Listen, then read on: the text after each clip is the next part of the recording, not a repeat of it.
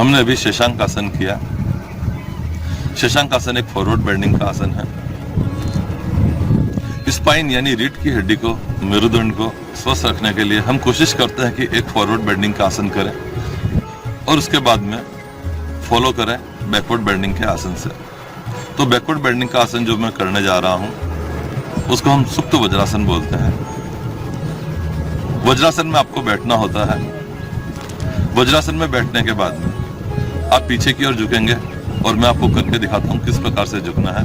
आप पीछे की ओर जाइए, पहले हाथ रखा जमीन पे, उसके बाद में कोहनियों को जमीन पे रखिए, दोनों कोहनियों को। फिर धीरे धीरे गर्दन को पीछे लटकाइए, पीछे कोहनी आगे सरकाइए और सर को अपने क्राउन यानी टॉप ऑफ द हेड को ला करके जमीन पे रख दीजिए। बॉडी को थोड़ा एडजस्ट कर लीजिए, छाती का पुल बना लीजिए जितना बड़ा हो सके।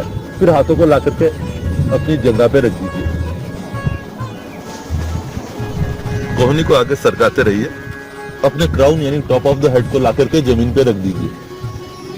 क्राउन जमीन पे रखने के बाद में दोनों हाथों को जंगा पे रख दीजिए। घुटने जितने हो सके नजदीक रखे, छाती का सर अंदर डाल के छाती का ब्रिज जितना अच्छा बनाए उतना बढ़िया।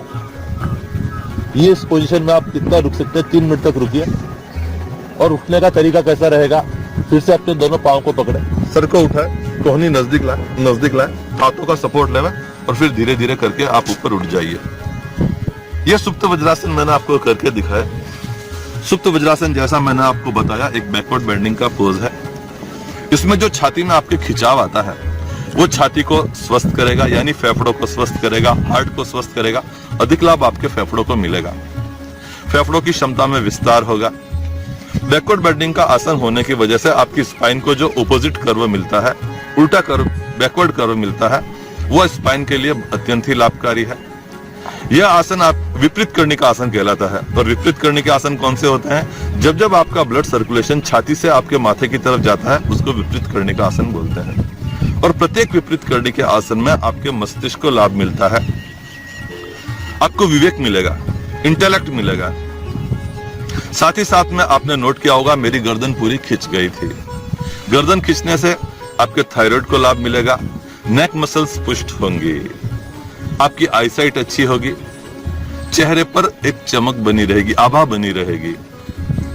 साथ ही साथ में जो छाती में खिंचाव आया, पेट में भी खिंचाव आया, छाती स्वस्थ होने के साथ में आपका पेट भी स्वस्थ होगा, डाइजेशन अच्छा होगा, स्पाइन आपकी स्वस्थ होगी और आप स्वस्थ रहेंगे।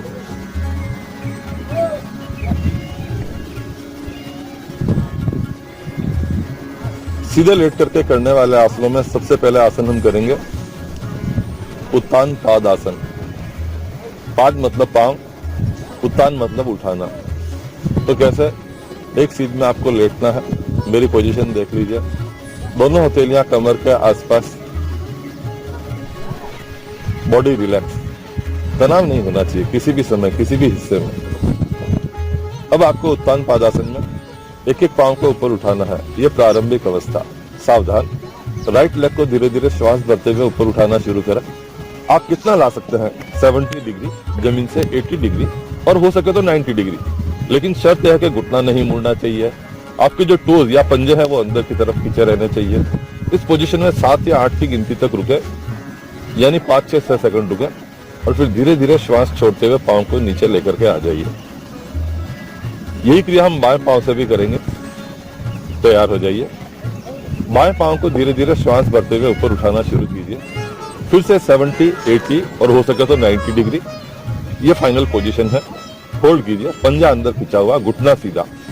1, 2, 3, 4, 5, 6, 7। धीरे धीरे श्वास छोड़ते हुए नीचे आ जाए। जब आपका लेफ्ट पांव ऊपर उठे तो राइट पांव आपका जमीन पे रहना चाहिए, और जब राइट पांव ऊपर उठे तो लेफ्ट पांव आपका पूरा जमीन पे स्पर्श करना चाहिए। उत्तान पादासन मैंने आपको करके दिखाया। दोनों पांव से भी उत्तान पादासन किया जाएगा।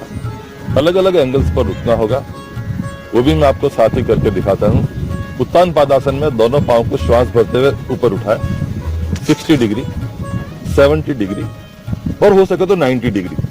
पांव बिल्कुल सीधे, घुटने सीधे, पंजा हो सके तो अंदर मोड़िए। इससे आपके घुटने और पिंडलियां खींचेंगी, घुटने स्वस्थ रहेंगे। इस पोजीशन में आप यथाशक्ति रुकिए, थोड़ी देर रुकने के बाद में पाँव को फिर से धीरे धीरे नीचे लाना शुरू करें। हो सके तो एक बार 20 पे रुक जाए, 45 डिग्री पे रुक जाए, 60 डिग्री पे भी रुक सकते हो। धीरे धीरे और नीचे आइए। जैसे जैसे आप पाँव नीचे ले जाएंगे आपके एब्डोमेन पर एक स्ट्रेच होगा, वो स्ट्रेच बड़ा ही काम का है। और फाइनल में नीचे ला करके पाँव को जमीन पर रख दीजिए। ये फिर बाद में थोड़ा विश्राम करें, हथेलियों को आसमान की तरफ खोल दीजिए, बॉडी को रिलैक्स कर लीजिए।